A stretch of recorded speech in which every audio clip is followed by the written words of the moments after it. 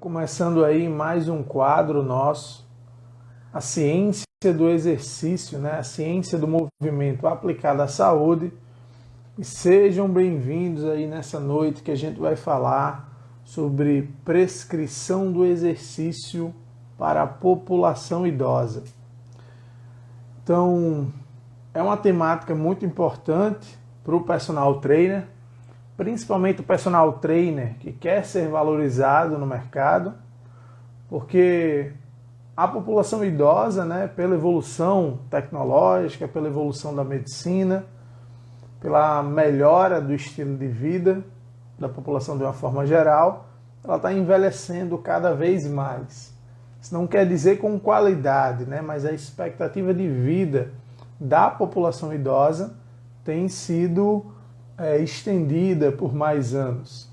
Tanto que nós tínhamos uma pirâmide etária, né, alguns anos atrás, e agora essa pirâmide já está mudando o formato. Pirâmide não é mais uma pirâmide, né, ela já está virando meio que uma coxinha etária. Por quê? Porque a gente tem aí menos nascimentos, uma população menor no Brasil, né, de jovens, e a população idosa está aumentando, os adultos mais velhos, essa população está aumentando, e daqui a alguns anos, né, a população idosa vai ser a grande parte da parcela da população no Brasil, da mesma forma que é atualmente na Europa, né, nos países já de primeiro mundo. Então, a população idosa lá já é uma população predominante, porque essa população ela envelhece com a qualidade de vida melhor e ela atinge aí anos de vida mais elevados. Aí a qualidade já é outra história e é sobre isso que a gente vai conversar aqui hoje, sobre a questão da prescrição do exercício para proporcionar essa qualidade para a população idosa. Então vamos lá. Para quem não me conhece, está chegando agora, sou o professor mestre José Garcia e a gente vai bater um papo hoje como você, personal trainer, pode agregar valor à tua prática, pode entregar um diferencial na tua conduta e assim fazer o que todo profissional de educação física, autônomo, que atende de maneira individual quer. Melhorar, aumentar o teu ticket da sessão, para que assim você consiga ter um retorno financeiro que de fato, né, represente o valor do teu serviço, não precisando trabalhar tanto, né, tantas horas por dia aí como personal. Então, começar o papo de hoje aí com história, né? Eu tinha um professor na graduação que ele falava uma coisa que era muito interessante e é bem verdade, tá? Ele dizia assim, brincando, né, obviamente, o público que é mais interessante para você trabalhar com o personal é a população idosa. Por quê? Porque o médico chega para o idoso e diz, ó, seu Zé, você vai ter que começar a praticar exercício, senão você vai morrer mais cedo. Então esse idoso ele começa a procurar a prática do exercício. Por isso, se você treina cedinho, né, na tua prática ou atende cedinho na academia, você vê de fato idosos treinando nesse horário. É o horário que os idosos mais treinam, é a primeira parte da manhã, né? Então, de fato, a procura pela prática de exercício na população idosa tem aumentado consideravelmente. Mas e aí, será que o personal trainer, né, ele tem essa mesma procura, essa mesma busca, essa mesma valorização? Por que eu digo isso? Porque a gente vê muitas vezes o idoso com um personal, com um acompanhamento individualizado, mas nem sempre isso aí está dentro das recomendações, está dentro das normas mínimas de prescrição, né?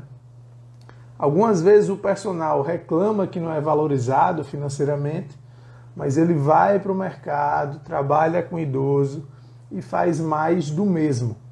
E isso sem nenhum respaldo, sem nenhuma normativa, sem nenhum direcionamento claro. Só pega o tiozinho lá, coloca ele na academia com uns halteres de 3 quilos e fica lá fazendo rosca bíceps, fica fazendo puxador, fica fazendo caminhada, sem nenhuma perspectiva.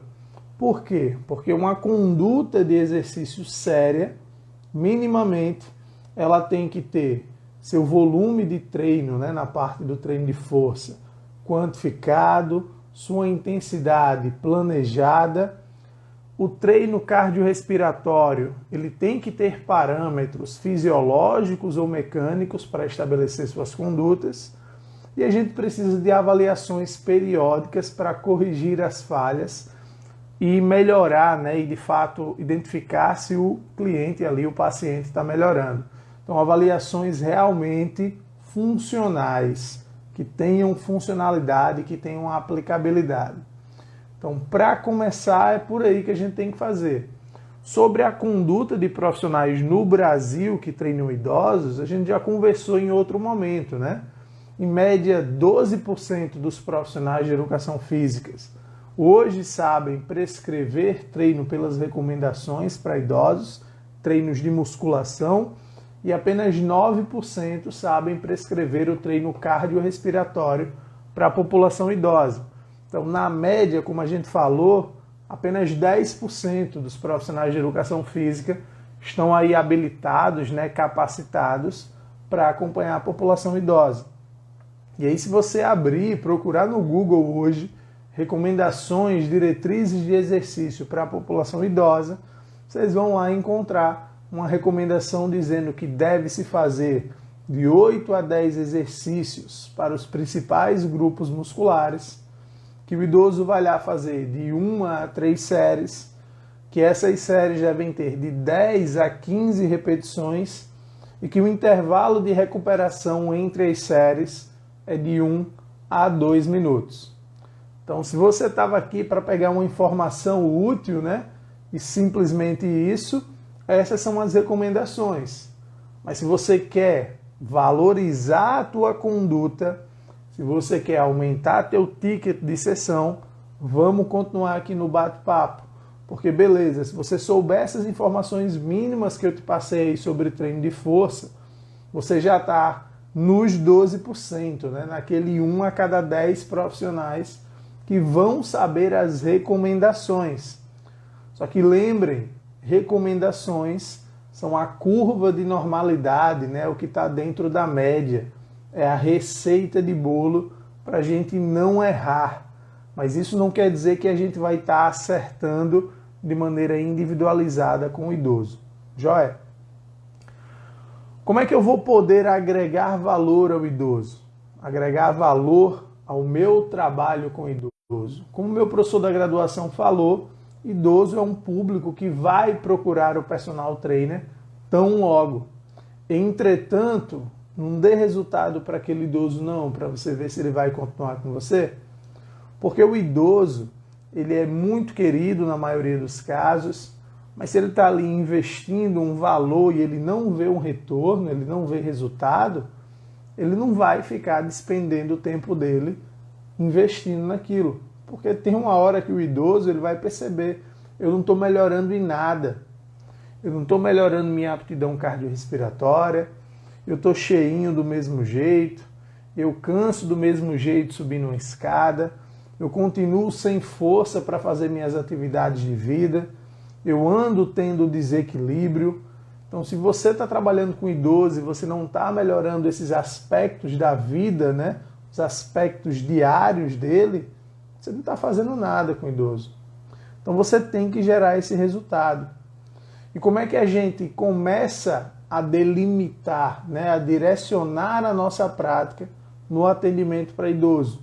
Avaliando de maneira aplicável, de maneira realmente funcional, que aquilo possa ser direcionado para a conduta de prescrição de treino para o idoso.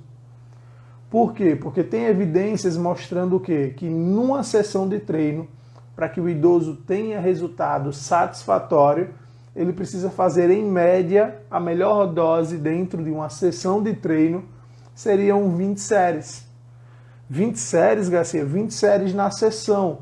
Então aí você vai fazer a distribuição dos principais exercícios de tantas séries. Como é que você individualiza o treino para uma pessoa saudável, para uma pessoa jovem, sem nenhuma complicação? É no olho, você tem um parâmetro de progressão, de individualização. Como é que você escolhe que teu cliente de 30 anos vai fazer 4 ou 2 séries no exercício? Então, para o idoso, a gente também tem esse tipo de conduta. E a gente pode fazer essa avaliação seguindo ali a bateria de testes, né, do Senior Test, a bateria Hickley-Jones adaptada. E hoje a gente vai começar a falar sobre isso, essa informação que você pode captar agora e usar amanhã de manhã com o teu cliente idoso, se você já não utiliza, né? O que é a bateria de teste Hickley-Jones? A bateria de teste Hickley-Jones, a bateria Senior Test, é uma bateria de testes que a gente utiliza com o idoso, que ela é composta por 6 testes. Um agachamento, uma flexão de cotovelo, uma marcha estacionária, flexibilidade de membros inferiores, flexibilidade de membros superiores e um teste ali de deambulação em máxima velocidade possível com mudança de direção.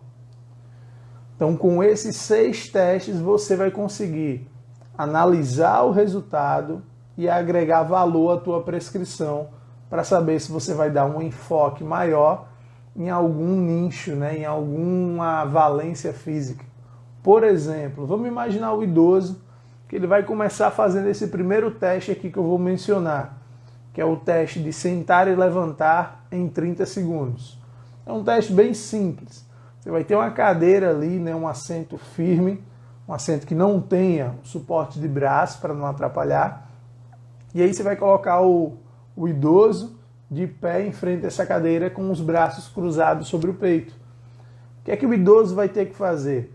Ele vai ter que sentar e levantar o máximo de vezes possível em 30 segundos. E você, obviamente, vai contar essas repetições.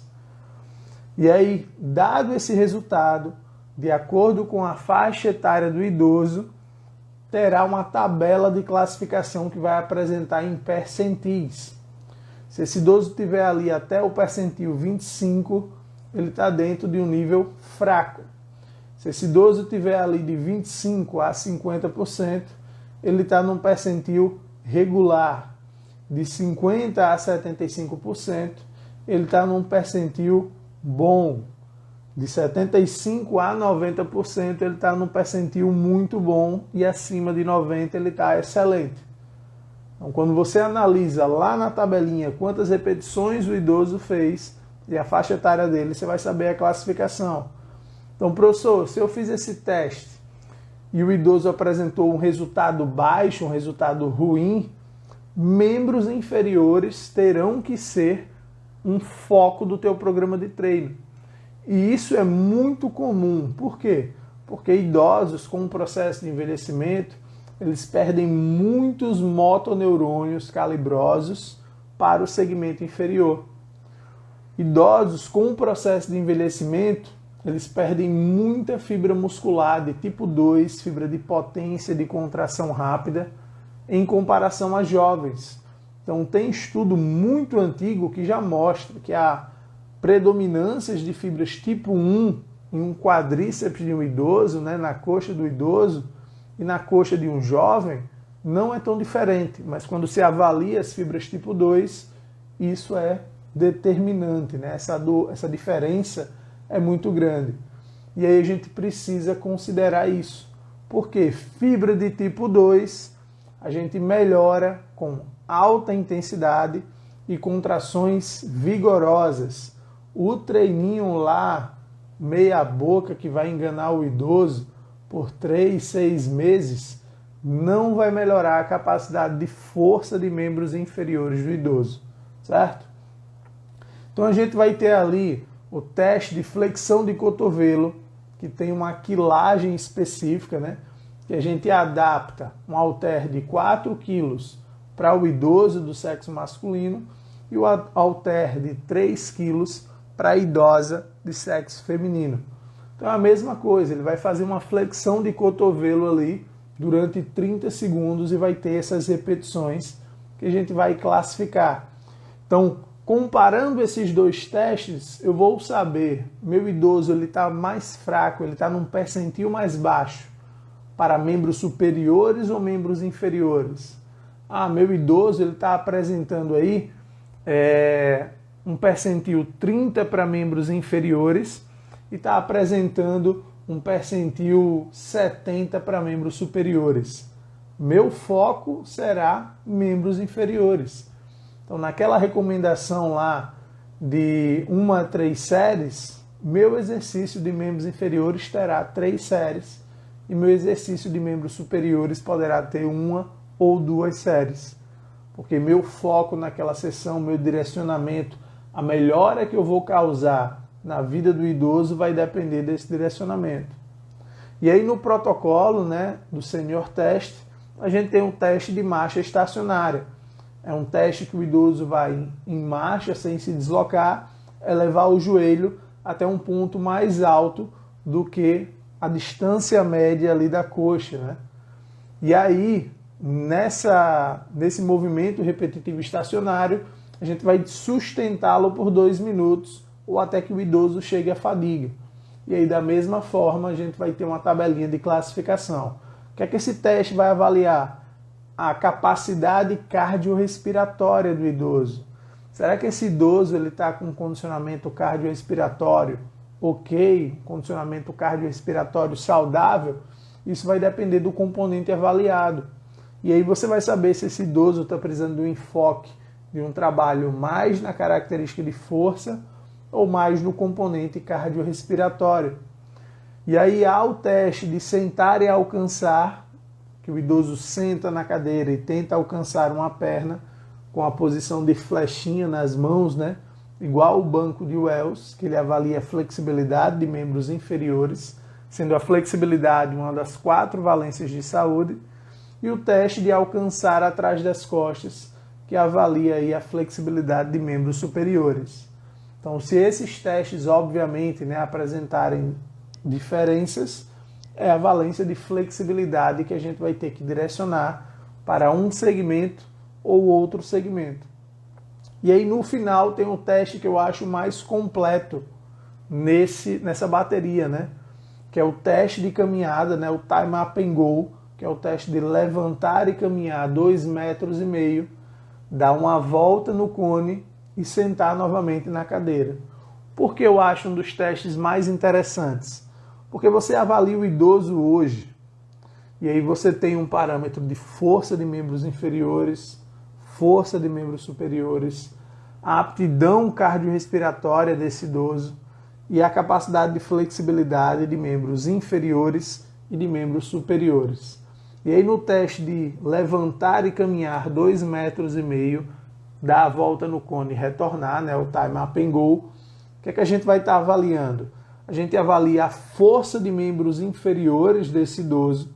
Então ele tem que levantar da cadeira em potência, ele tem que deambular em velocidade até o cone, então ele vai caminhar, a aptidão cardiorrespiratória, e ele vai ter uma mudança de direção. Então a gente já avalia o equilíbrio e esse retorno até a cadeira e sentar novamente. Por que esse teste é interessante, Garcia? Imagina que tu está acompanhando o idoso e já fazem 2 meses. E aí em um reteste você identifica que o idoso melhorou no teste de sentar e levantar 30 segundos. Então o teu direcionamento da tua conduta de dar mais séries de membros inferiores para que ele tenha aí um ganho de força exponencial para membros inferiores deu resultado. Mas no teste de Time Up and Go ele não melhorou o tempo dele. Putz, Garcia, mas ele não tem que levantar a cadeira? O teste de caminhada estacionária dele também melhorou. Então ele não tem esse deslocamento, essa caminhada até o cone. Se eu melhorei força, melhorei o cardiorrespiratório, por que ele não melhorou no Time Up and Go? E aí a gente tem 2 indicativos. O retorno lá do cone, que influencia na questão do equilíbrio, já é um direcionamento teu, do que está precisando o teu idoso, e o tempo de reação do início do teste. Então, uma dessas duas valências precisa ser trabalhada, o equilíbrio e a capacidade cognitiva de reação do idoso. Então, fazer uma bateria de senior test pode fazer totalmente a diferença no teu caminho de prescrição com a população idosa.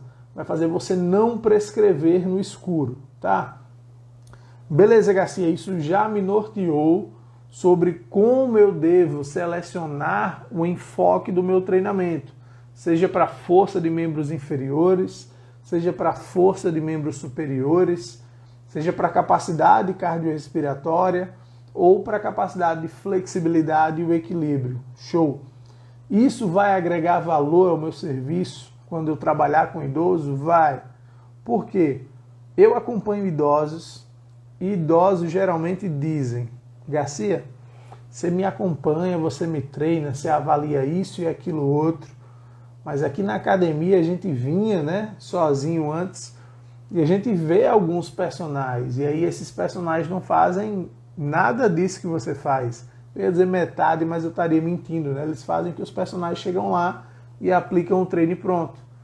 E aí as pessoas acham, os personagens, né, acham ruim porque não são valorizados, porque o ticket médio deles continua sendo ali 25, 30 reais. Eu conheço profissionais de educação física que atendem no personal trainer 5 dias na semana e cobram 300 reais. Nada contra se você acredita que teu valor, que o teu investimento de 4 anos e o teu possível investimento em estudos vale a 300 reais para você acompanhar um cliente 5 dias na semana. O meu não vale. O teu espero que também não valha. Mas assim, cada um sabe o que está oferecendo, né, para o teu cliente e o que tem a oferecer. Beleza? Falando de idoso também, é muito importante a gente avaliar aspectos como a sarcopenia. Sim, profissional da educação física pode identificar quadros de sarcopenia. Profissional médico, né, a gente tem aqui em Mossoró um excelente profissional médico, geriatra, que é o Dr. Diego, e ele mesmo, né, ele apresenta que um idoso que está saudável, um idoso que está ali dentro dos parâmetros de normalidade, uma regularidade interessante para ele ir até o médico são 2 vezes ao ano, ou seja, a cada 6 meses. Mas esse idoso, vamos supor que ele está saudável, porque ele pratica exercício na academia, e aí na academia tem aquele profissional que fica lá no salão de musculação, né? Então esse profissional, para fazer o monitoramento do idoso, uma das avaliações diferenciadas para agregar valor e aí talvez despertar o interesse daquele idoso em putz, ó o Garcia ali, ó, o Garcia está aqui comigo e mais 30 pessoas e teve o cuidado de fazer uma avaliação para identificar se eu estou em um quadro de sarcopenia. Por que é interessante? Porque é válido avaliar se o indivíduo tem sarcopenia. Porque não ter massa muscular, ter um baixo nível de massa muscular, está fortemente associado ao risco de mortalidade.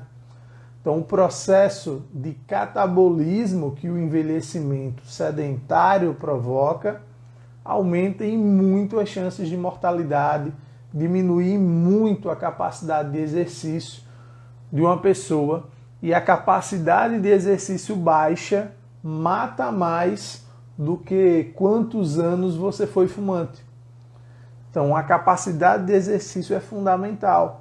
E a capacidade de exercício está associada à tua força muscular, ao teu tônus muscular. E aí, Garcia, mas como é que eu vou fazer? Eu vou me despender para fazer a avaliação do idoso, para saber se ele tem sarcopenia ou não? Você precisa basicamente de uma fita métrica para marcar 3 metros no chão. Você precisa de um dinamômetro de preensão manual e você precisa de uma balança. Com essas 3 coisas, você vai conseguir. Ah, claro, você precisa de um relógio, né, de um cronômetro para marcar o tempo ali do idoso na caminhada de 3 metros. Por quê? Porque no logaritmo, né, no cálculo, no fluxograma, para você identificar se um idoso tem sarcopenia ou não, você precisa identificar a velocidade de marcha dele em metros por segundo. E aí vai haver um ponto de corte para identificar se esse idoso, já com o padrão de marcha, ele tem um padrão de marcha baixo ou não. Se esse idoso não tiver um padrão de marcha baixo, se ele está acima do ponto de corte, a gente já sabe aí que esse idoso não tem sarcopenia. Mas se ele estiver abaixo, a gente vai fazer uma avaliação de força de preensão manual com o dinamômetro. E aí a gente identifica o nível de força desse idoso.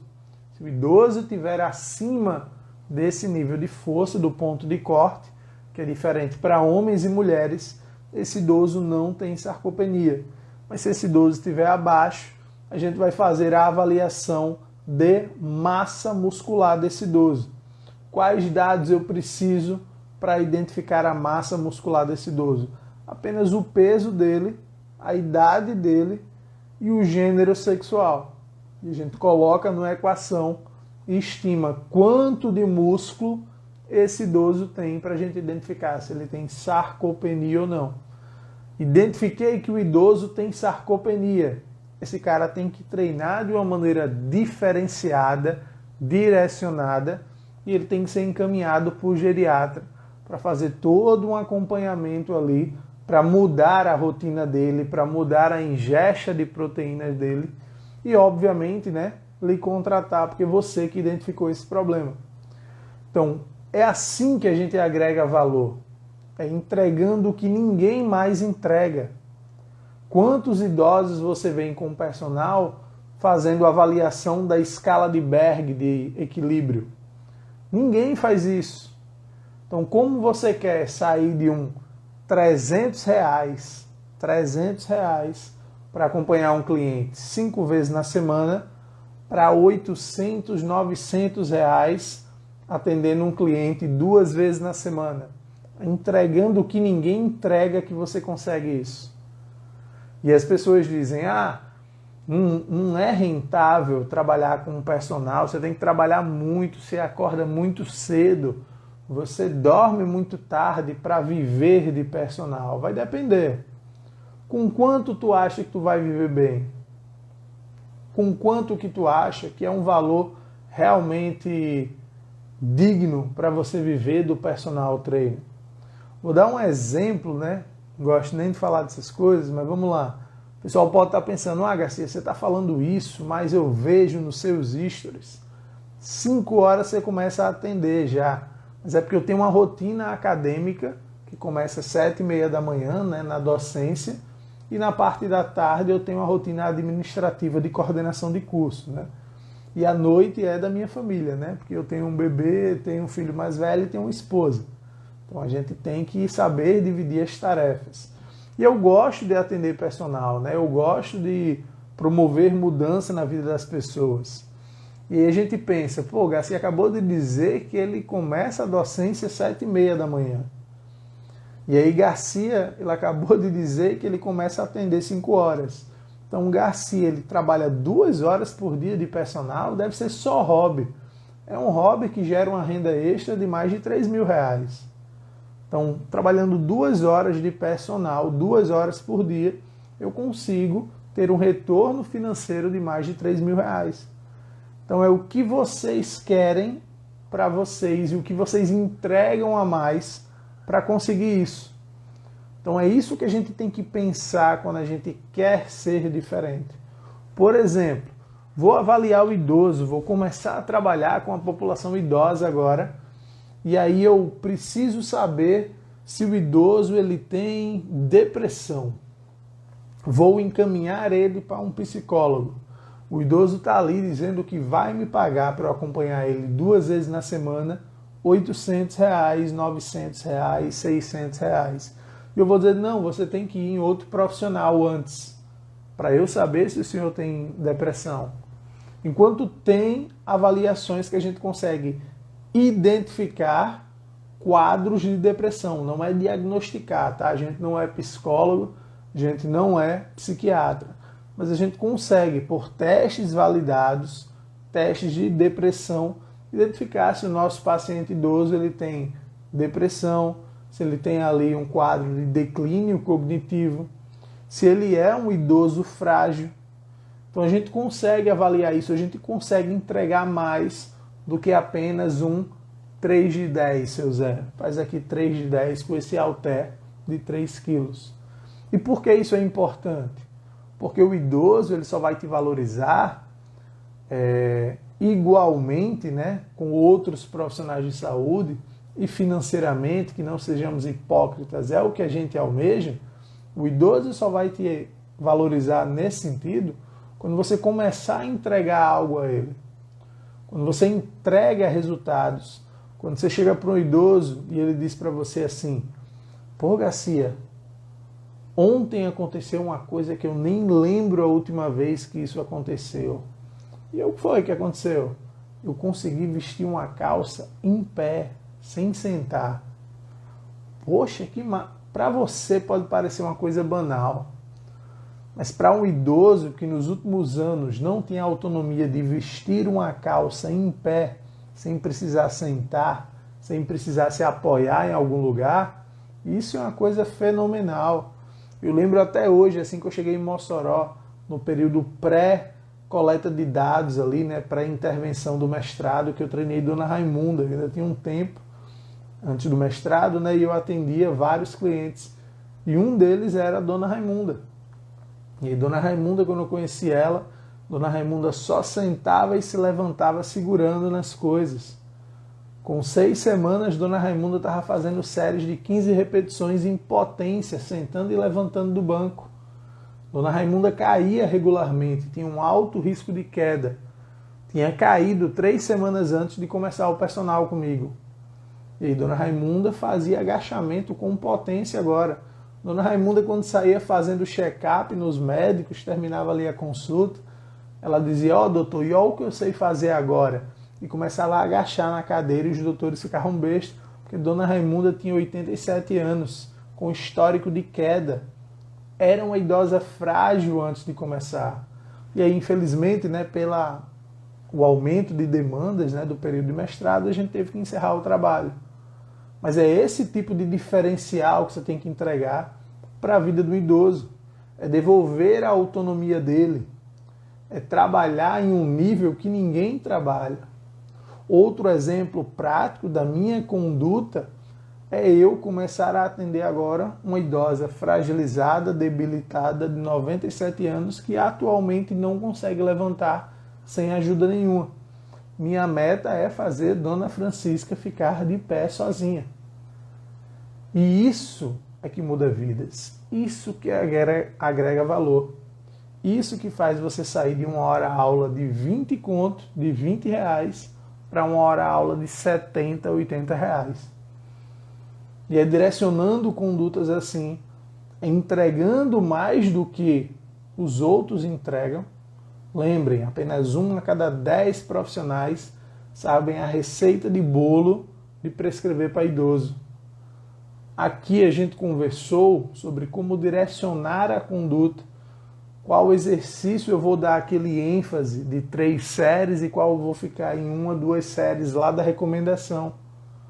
Como que eu vou estruturar, como que eu vou direcionar a minha conduta. Pô, Garcia, e se todas as variáveis, muitas variáveis lá daquele senior test der ruim? Aí é assunto para outra conversa nossa. Porque existe um protocolo de prioridades para qual valência física a gente vai dar ênfase. Mas aqui a gente entendeu que a gente tem que gerar a mudança, que a gente pode entregar mais e que a gente pode fazer essa entrega de mais com qualidade, de maneira individualizada e com responsabilidade. Tá, pessoal?